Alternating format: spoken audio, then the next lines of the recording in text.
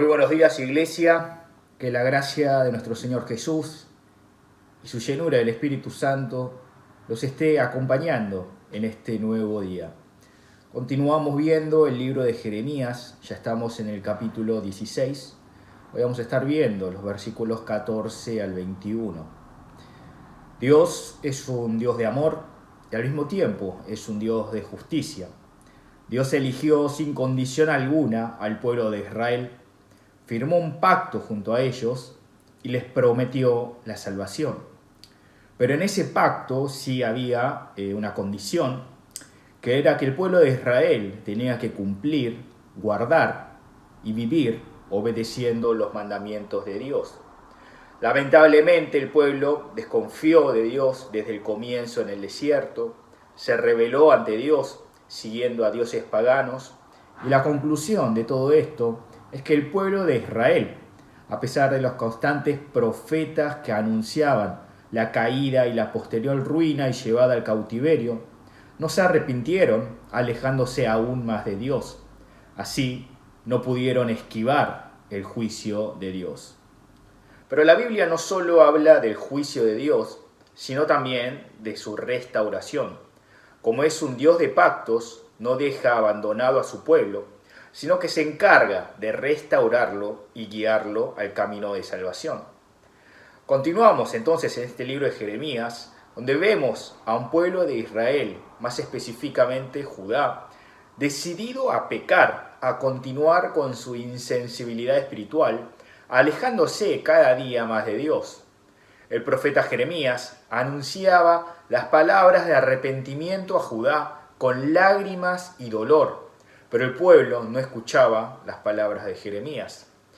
Veamos cómo termina justo el pasaje anterior al de hoy, en el capítulo 16, versículo 12 al 13.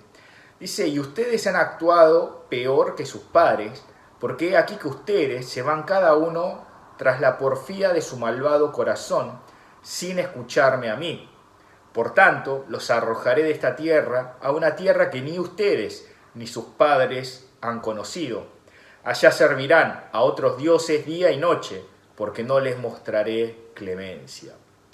Está hablando sobre el pecado y posterior juicio sobre Judá. Dice que ellos han actuado peor que sus padres.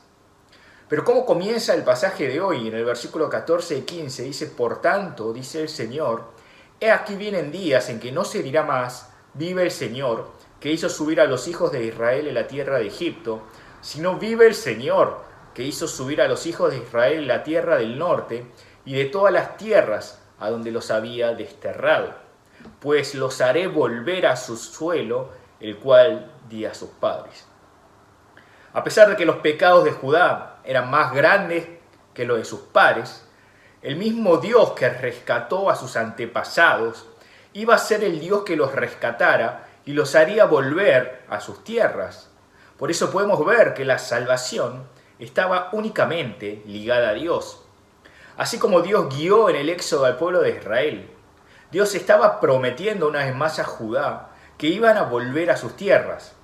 A través del profeta estaba anunciando la restauración de Judá. Y ese mismo Dios dice que es el mismo Dios de sus padres. Dios es un Dios que detesta el pecado y castiga por eso, pero al mismo tiempo es un Dios que espera, restaura y termina salvando a su pueblo.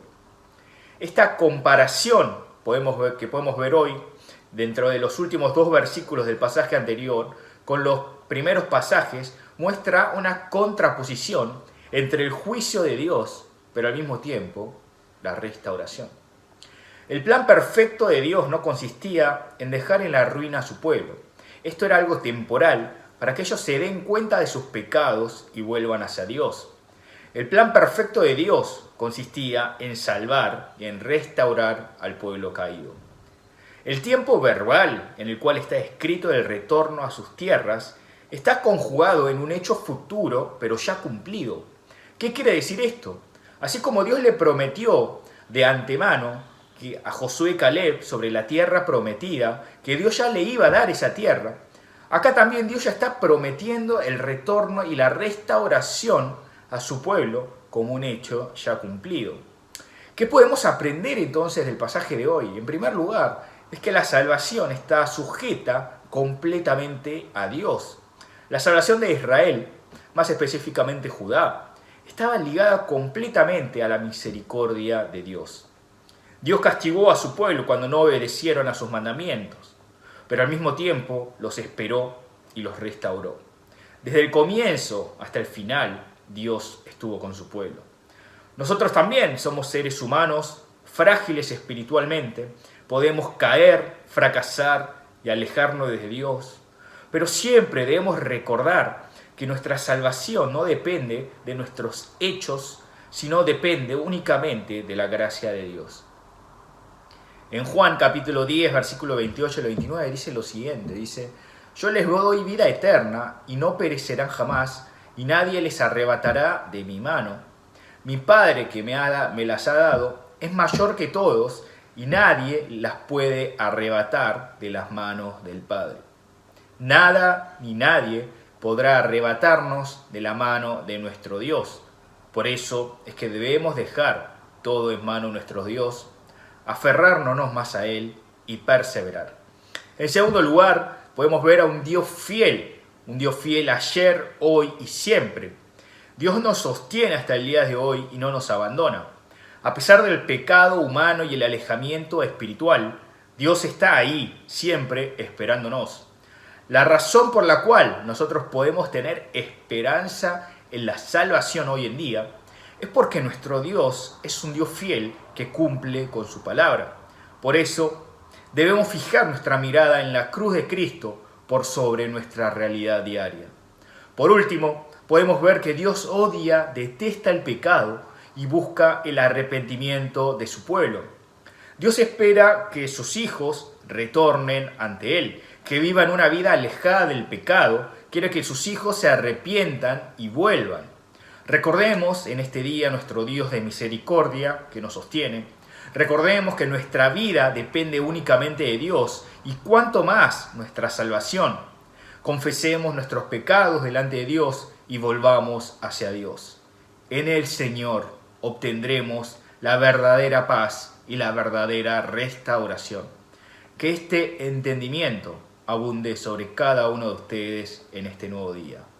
Bendiciones a todos ustedes.